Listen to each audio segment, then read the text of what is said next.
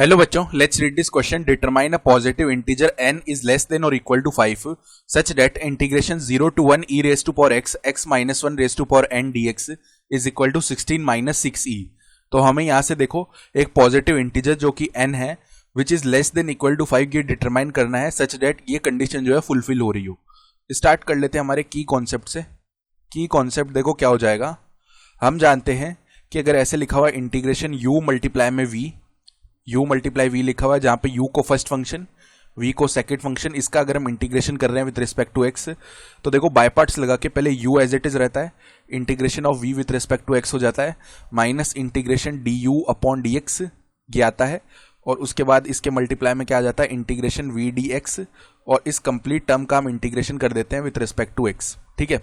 और यहाँ पे फर्स्ट फंक्शन किसे बोलना है, सेकंड फंक्शन किसे बोलना है, इसका डिसीजन हम कैसे लेते हैं आइलेट से.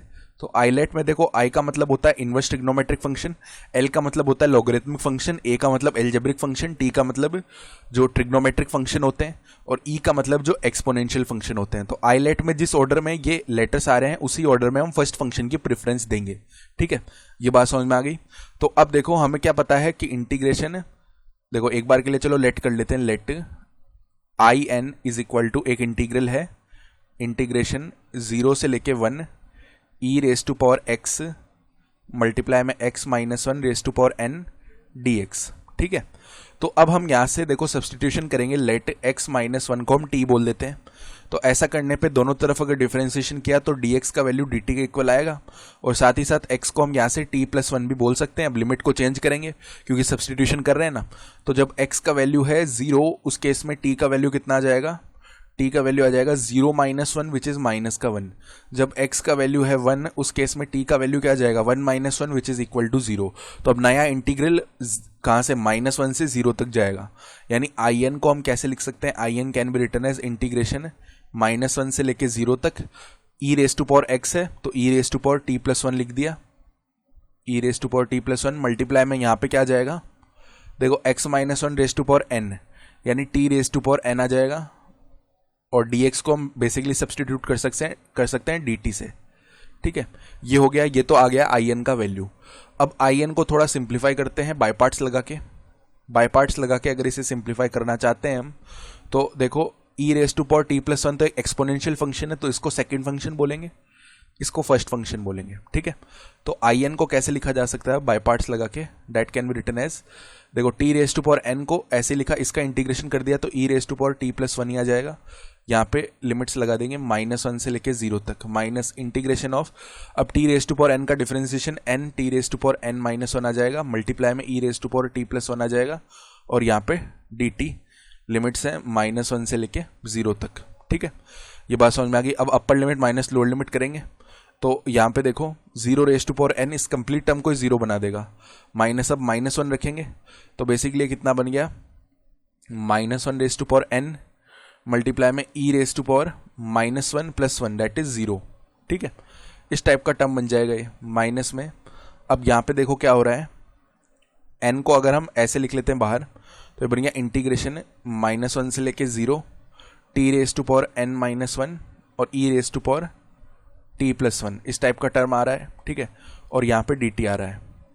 तो इस हिसाब से आई एन का जो वैल्यू है वो कितना बन जाएगा, I N can be written as, अब यहाँ पे देखो ये कितना बन गया, माइनस अंदर लेके जाते हैं तो e रेज टू पावर 0 तो 1 है, और यहाँ पे देखो माइनस 1 ही जब अंदर जाएगा तो बेसिस सेम हो जाएंगी, पावर साइड हो जाएंगी, तो minus 1 raise to power n plus 1 इस टाइप का टर्म आ गया, माइनस में n, और अब ये टर्म देखो हमारे पास में किस हिसाब से आ रहा है, इंटीग्रेशन माइनस 1 से लेके 0 तक t raise to power n minus 1 है और e raise to power t plus 1 है.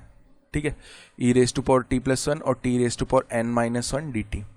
अब हम ध्यान से देखेंगे तो जब हमने आई एन बोला तो यहाँ पे t raise to power n था.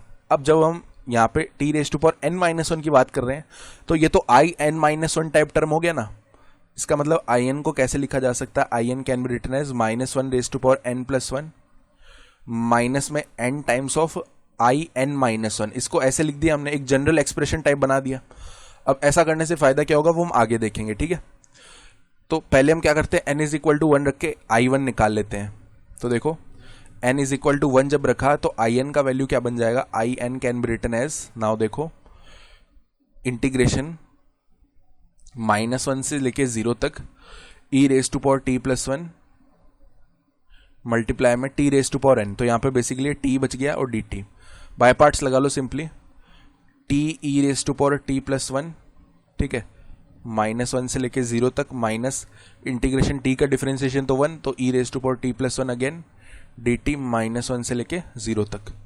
तो upper limit minus lower limit किया तो 0 माइनस, अब माइनस का 1 रख दिया और e रेज टू पावर 0 है, माइनस में यहाँ पे भी e raise to power t plus 1 ही आएगा इसका इंटीग्रेशन, और -1 से लेके 0।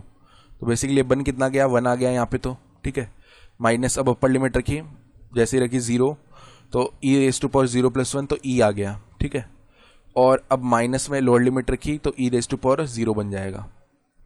बेसिकली वैल्यू बना 1 माइनस e और यहाँ पे प्लस का 1, दैट बिकम्स 2 माइनस ई। ये वैल्यू 2 माइनस ई आ गई, ये i1 है, सॉरी नॉट in, ठीक है। तो 2 माइनस ई आई अगर ये वैल्यू, तो अब इसको एक बार के लिए इक्वेशन 1 बोल दो। तो put n is equal to 2 in equation 1, क्योंकि n इज इक्वल टू 1 पे तो वैल्यू पता चल गई 2 माइनस ई आई है, हमें वैल्यू चाहिए 16 माइनस 6e, ठीक है। तो जैसे हमें जिस n की वैल्यू के लिए 16 माइनस 6e मिल जाएगा वहां पे हम रुक जाएंगे, वही हमारा आंसर हो जाएगा। तो n इज इक्वल टू 2 पे देखते हैं अब i2 का वैल्यू देखो कितना आएगा, i2 will be equal to -1 raise to power n plus 1, तो -1 raise to power 2 plus 1 minus में 2 टाइम्स ऑफ i1 आएगा, n माइनस 1 कर रहे हैं तो i1 आएगा ना, i1 का वैल्यू 2 माइनस ई है, तो 2 माइनस ई रख दिया, डैट बिकम्स ये -1 आ जाएगा, माइनस का 4 एंड प्लस का आ जाएगा 2e, तो बेसिकली बन रहा है 2e माइनस का 5, ठीक है। फिर अगर हम put n is equal to 3 in equation 1, तो हमें मिल जाएगा i3 that is equal to -1 raise to power 3 plus 1 minus में 3 टाइम्स ऑफ, अब i2 आ जाएगा, i2 का वैल्यू 2e माइनस का 5 है, दैट बिकम्स यहाँ पे -1 रेज टू पावर 4 बनेगा, दैट इज 1, माइनस में इधर आ जाएगा 6e और प्लस का आ जाएगा 15 प्लस 1 16 होता है, तो 16 माइनस 6e मिल गया ना ये वैल्यू n की किस वैल्यू के लिए मिला, 3 के लिए, और 3 इसको भी सेटिस्फाई कर रहा है, 3 लेस देन इक्वल टू 5 है ना। तो हम बोल सकते हैं कि रिक्वायर्ड आंसर क्या होगा, n is equal to 3, n is equal to 3 हमारा फाइनल आंसर हो जाएगा इस क्वेश्चन के लिए। I hope you understood this explanation, best of luck.